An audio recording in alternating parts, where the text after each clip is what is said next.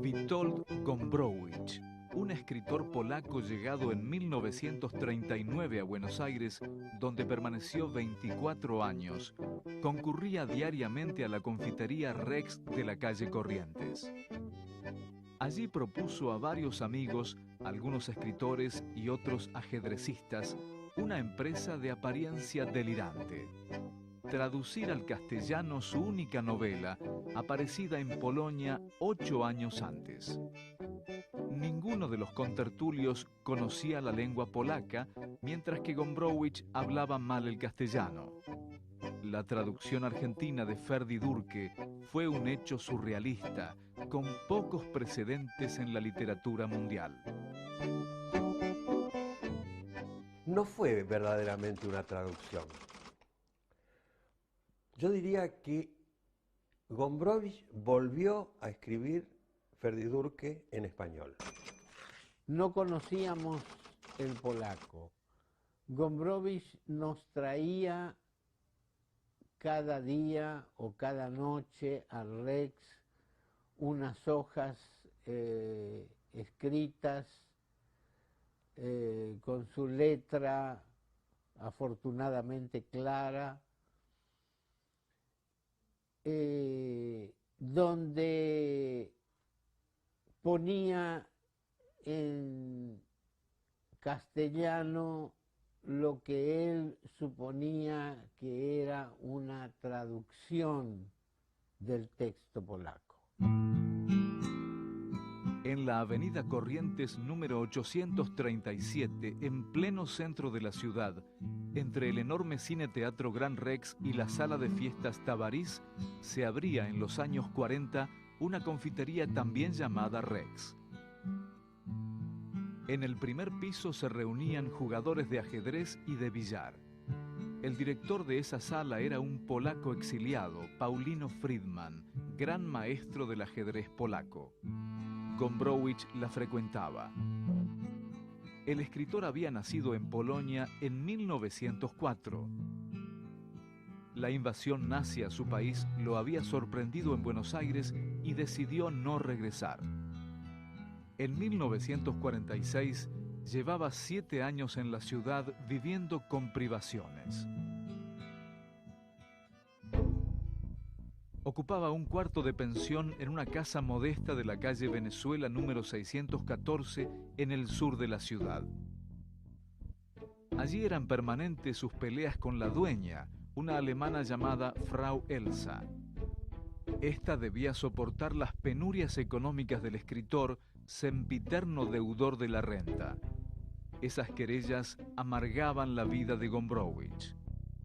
Era un hombre que no tenía medios económicos acá en Argentina, pasó hambre durante los primeros 7 u 8 años, vivió más o menos de la caridad de los amigos, en pensiones baratísimas. Ajedrecista consumado y conversador fascinante, aunque su castellano era aún muy deficiente, Gombrowicz encontraba en el primer piso del Rex un lugar grato para pasar sus tardes. Pronto su personalidad comenzó a atraer a algunos intelectuales que se integraron a la tertulia. A nosotros nos seducía Gombrowicz por su intelecto, sobre todo por su intelecto, pero también por su presencia. Él tenía era muy distinguido. Enseguida se percibía, bueno, yo diría su cuna. Gombrowicz personalmente era bastante espectacular. Es decir, que era una persona que en modo alguno podía pasar inadvertida. Se hacía notar y pronto constituía el centro de la reunión en que estaba. Un día de 1946, Gombrowicz decidió acometer la empresa colectiva de traducir la única novela que había publicado en Polonia. Se titulaba Ferdydurke y era un audaz experimento literario que había sido recibido como una obra innovadora de la nueva literatura polaca. Cuando salió en Polonia, un año a lo mejor antes de la guerra, entonces no fue recibida con entusiasmo, no fue comprendida por los polacos en Polonia. Estaba en contra de todas las reglas de la literatura y también del pensamiento polaco y a lo mejor también nuestro carácter. Pero en la Argentina y en el mundo la novela era absolutamente desconocida y el proyecto provocó la turbación del grupo que se reunía en el Rex. Participaban en él Virgilio Piñera y Humberto Rodríguez Tomeu, dos escritores cubanos también exiliados en Buenos Aires. Concurrían al Café Rex, aunque de manera esporádica, los escritores Carlos Mastronardi, Roger Pla y Ernesto Sábato y el pintor Antonio Berni, todos ellos admiradores del polaco. Lo trataban como el supremo maestro, entonces le admiraban. Todos tenían esta apreciación de la magnitud de su intelecto y se sentían, bueno, únicamente digamos como unos partener de él, pero siempre como unos que la última palabra y última apreciación tenía él en este caso. A mediados de 1946 se integró quien sería el principal discípulo de Gombrowicz en Argentina, el joven estudiante de filosofía Alejandro Rusovich. El café se organizaba en torno a la mesa de Gombrowicz, donde muchas veces se jugaba al ajedrez, se fumaba, se tomaba café y sobre todo se hablaba de un tema que generalmente proponía Gombrowicz como algo que valía la pena ser discutido. La novela de Gombrowicz no la podían leer porque nadie conocía el idioma polaco, pero su personalidad y su poder de seducción eran irresistibles. Estaban convencidos de que esa novela era genial y aceptaron el desafío. Comenzó así la extraña traducción del Ferdydurke. Lo que no tradujeron y que no se puede traducir es el libro que se llama Ferdydurke. Porque Ferdydurke no se sabe lo que es en polaco, igual como no se sabe cómo es en el castellano.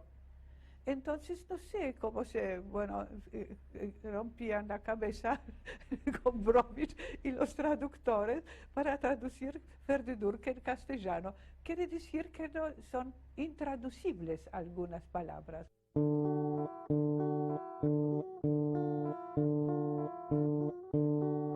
Cada día, en su pieza de pensión de la calle Venezuela, Gombrowicz traducía unas páginas del libro a un castellano casi macarrónico.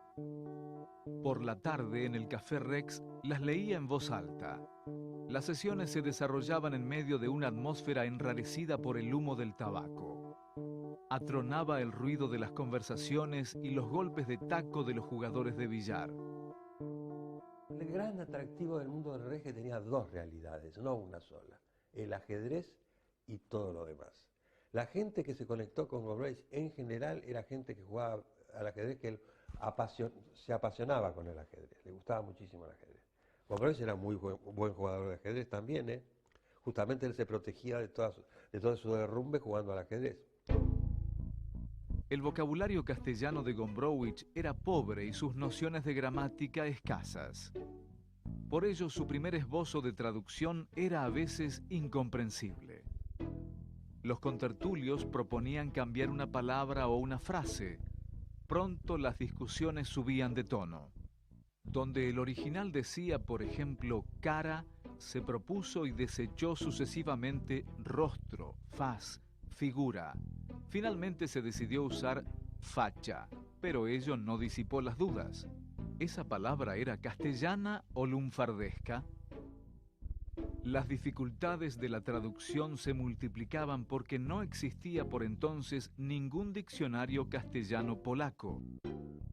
En polaco existe una sola palabra para decir que uno no puede hacer algo.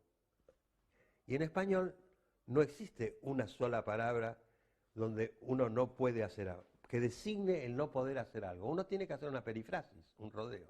Bueno, como eso no le sonaba bien a Gombrowicz, no le sonaban los rodeos para describir la impotencia de hacer algo. Entonces crearon una palabra, no podermiento. A veces Gombrowicz se enamoraba de algún término cuyo sentido no conocía bien e insistía en usarlo, aunque sus contertulios se lo objetaran como inadecuado. En la traducción se usan términos como cuculeitos, que han sido considerados neologismos. En ningún momento, absolutamente en ningún momento, la palabra culo aparece escrita en el libro, no solo en español, sino en polaco. Todas las declinaciones que vos quieras, cucululcu, cuculeito, cuculucú, cuculeilo, todas las declinaciones que vos te puedas imaginar sobre la palabra culo, pero la palabra culo no se escribe en ningún momento. Y culo entonces tiene muchísima más fuerza por ser, porque aparece como un hueco, no como una semántica tradicional, porque las palabras están gastadas, la mayoría de las palabras están gastadas, por el lenguaje corriente se gastan, y Gombrowicz hacía nacer otra vez las cosas. Su procedimiento era de venir a la reunión con una traducción propia. Entonces la traducción propia muchas veces era tan polonizada del castellano y tan inaceptable para los oyentes que hacían todo posible para adaptarlo al idioma castellano, comprensible de las palabras, incomprensibles en sí mismas de la obra. Cuando Gombrowicz se convirtió en un escritor célebre, esa traducción fue reconsiderada como un intento, quizás involuntario y azaroso, de crear una neolengua argentina. Como tal, sería precursora o contemporánea de otras experiencias como las que hicieron Jules Solar, Macedonio Fernández o Julio Cortázar. En el calor de las discusiones, Gombrowicz solía pedir opinión de los camareros del Café Rex o a otros clientes que jugaban al ajedrez, al billar o acudían a leer los diarios de la tarde. Gombrowicz tenía, digamos, dos realidades, tenía muchas más de dos realidades, pero dos realidades grandes. Una era la del mundo que todavía él frecuentaba, de la nobleza polaca, de la nobleza y de los atorrantes. Él no conectaba esos mundos, no los conectaba. Él, dentro de su clase, se sentía afuera. A los intelectuales nos humillaba con la heráldica y con los blasones. Y a los de la nobleza los humillaba con la fuerza del espíritu y del intelecto. Gombrowicz se sentía incómodo cuando quedaba definido por algo. Él no quería pertenecer en las antesalas, tanto sea de la clase, de la literatura, de su propia obra.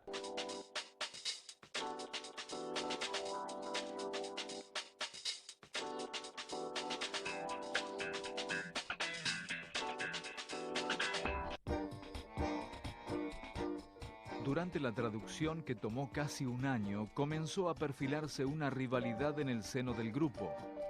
Quien más se destacaba era Virgilio Piñera, cubano nacido en 1912 y que pasó 12 años exiliado en Buenos Aires.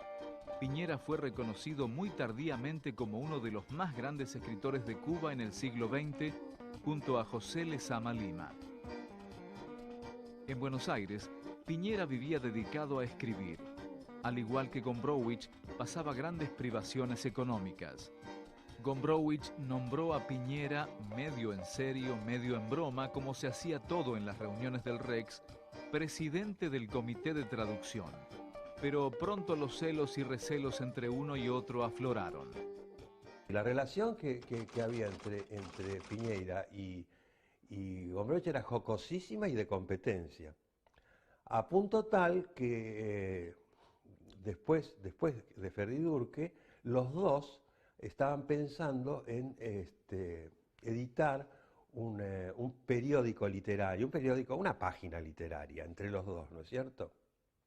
Pero como había mucha competencia entre ellos, hasta por quién pagaba el café, qué sé yo, entonces se cortaron solos. Uno publicó una revista, una página, y otro publicó otra página. Otras cuestiones incidían en aquellas reuniones. Una de ellas era la relación de Gombrowicz con el núcleo de escritores más influyentes de Buenos Aires, integrado por Victoria Ocampo, Jorge Luis Borges, Adolfo Bioy Casares y Silvina Ocampo. Gombrowicz participó en una cena en casa del matrimonio Bioy Casares-Silvina Ocampo, pero no congenió con el grupo. La antipatía fue mutua y el orgullo del polaco ahondó las diferencias. Ello colocaba a Gombrowicz en una situación delicada. Jamás ocurrió que Gombrowicz estuviera de acuerdo con alguien, salvo a veces y estratégica y tácticamente conmigo, porque yo favorecía su posición contra otros, pero en general, como él mismo dijo, ¿qué soy yo mismo? A menudo no soy nada más que lo contrario de lo que dice mi contradictor. Era difícil trascender en el ambiente literario porteño al margen del grupo de la revista Sur. Gombrowicz lo intentó acercándose a Eduardo Mallea, de gran influencia en el entorno de Victoria Ocampo y Borges. Mallea manejaba considerable poder cultural como director del suplemento literario del diario La Nación. Hombre generoso y abierto, Mallea publicó varios artículos de Gombrowicz en el diario, pero ese contacto no prosperó. Solo uno de los integrantes del grupo Sur se enamoró de Gombrowicz, de la obra de Gombrowicz y de Gombrowicz mismo, ¿no? Por las dos cosas, por la atracción personal que Gombrowicz emanaba, y también por Ferdidurque y por el casamiento. Ese era Mastronardi. Mastronardi quedó cautivado con Gombrowicz y Mastronardi pertenecía al grupo Sur. Ahora, Mastronardi se daba cuenta que el estilo de Gombrowicz no tenía absolutamente nada que ver con el estilo del grupo Sur. El estilo del grupo Sur era europeizante, estetizante, formal, qué sé yo. Y Gombrowicz era un bárbaro. Los únicos apoyos que Gombrowicz consiguió en el medio literario argentino provenían de los escritores que frecuentaban el Café Rex y de dos figuras de renombre, aunque de estética muy lejana a Gombrowicz. Ellos eran Manuel Gálvez y Arturo Capdevila. Gombrowicz tenía un problema básico que era su supervivencia. Los miembros del grupo que traducía Ferdidurque en el Café Rex decidieron abrir una suscripción.